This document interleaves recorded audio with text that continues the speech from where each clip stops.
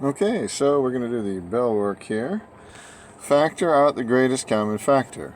Alright, so I'm going to help you more with these at the beginning. We have a 2, a 6, and a 12.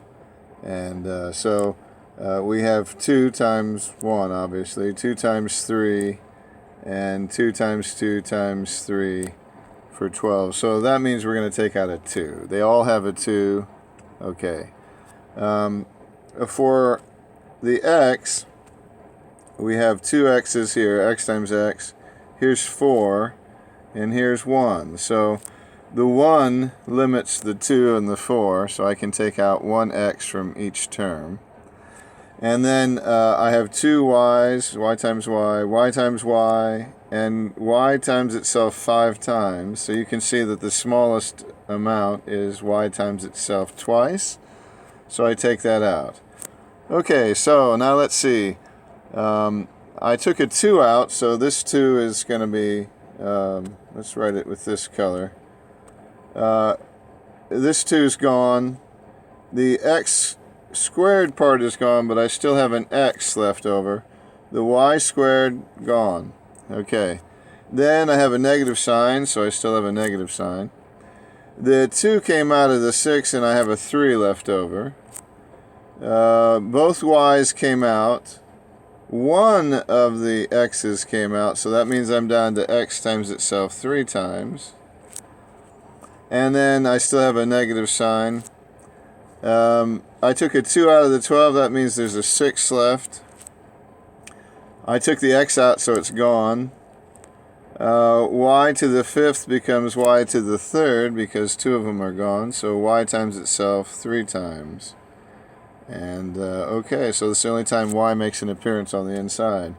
And there we go. Okay, so I showed you how to do this one. I will show a little bit less next time, and so forth and so on. Okay, the ratio of posers to outright frauds, P to F, is the same thing as 14 to 3. If they totaled, wait a minute, there was nothing about a total here. So they're asking me about posers. So what I really want is posers to total. Since they're talking about totals, I thought they were going to talk about posers to frauds. And this is the way the question misleads me. And I go along, you know, I'm innocent, I don't know what's going on. Posers to frauds, 14 to 3. And then I realize, wait, I need a total. So I know that I look at this total over here, 2,244. I know there's more than just 14 and 3. But if I take my little sample size of 14 and 3 and I put them together, I have 17 in my little sample size, right? So I'm going to say the posers to the total, you can see that the posers are 14, and I know the total now is 17. Okay, so in my little group, I know the actual group is much bigger, but in my little sample size group, I have 14 to 3, which means there's 14 posers for every 3 frauds. But I really don't care about the frauds. I really care about the posers compared to the total. So in my little group, there's 17 total, and there's 14 posers. And now I'm going to compare it to the real situation where the total is actually, the total goes on the bottom, right? We have total on the bottom. Total goes on the bottom, it's 2244. And I don't know how many posers there are in the big group, but I can find out, right? I can say posers times, okay, 17p is equal to 14 times 2244. Okay. And then I can solve for p. So go ahead and solve for p. You'll say p is equal to something here. Okay, simplify out. Okay, it's similar to the first problem, the greatest common factor. What is the greatest common factor? Well, the greatest common factor on the top, there's a 5 in both of those numbers. Both of those terms on top have x squared and x to the 3rd, so I can take out x squared. Can't take out 3, I can only take out 2.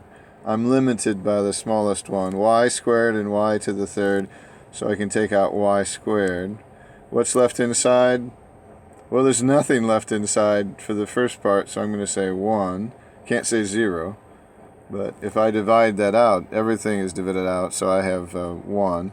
And then, let's see, a 5 is left over, and an x, and a y. And what's on the bottom? X squared and y squared. So you can see what's going to cancel. Could I have gone ahead and canceled, this way and then this way? Yes, I could. But I need to remember that it has to be out of both terms. So it really helps that I factor out something from both terms so I can just deal with this. I can cancel these guys, and that's what I'm going to do. And it helps to factor them out first. Now the 5's not going to go anywhere, but go ahead and cancel it out and report your final answer. And I'd leave the 5 on the outside. Okay, expand using the distributive property. Write the answer with all exponents negative. Okay, so I have a common base here, x, common base, that's x, so I'm going to have a common base over here, and I'm going to add my exponents. When I have common bases, I add my exponents. Negative 2, positive 2, I guess I can write that like that first. And then I'll say y, common base is y, I have a negative 3 and a positive 3. And then, okay, so I do it to the first one here, distribute, and then I do it to the second one, and it's negative, still negative. I have a, that doesn't get affected, but x gets affected. I have x to the negative 2 plus 3. I'm adding my exponents. And I have y to the minus 3, and I have minus 4. Okay, so what does this look like? Well, it looks like x to the 0 over y to the 0 minus a x to the negative 2, positive 3, that's going to be a 1. And I have y to the minus 3, minus 4, that's negative 7. So anything to the 0 power is not 0, it's 1. So I'm going to say 1 over 1, which is 1, minus, I have a and I have x, and I have y to the negative 7. Okay. Now we want our answer with all our exponents negative. Oh boy, okay. Well, if I want all my exponents negative, I guess I can say y to the negative 1. That would be 1 over 1, but it's still 1. It seems kind of silly.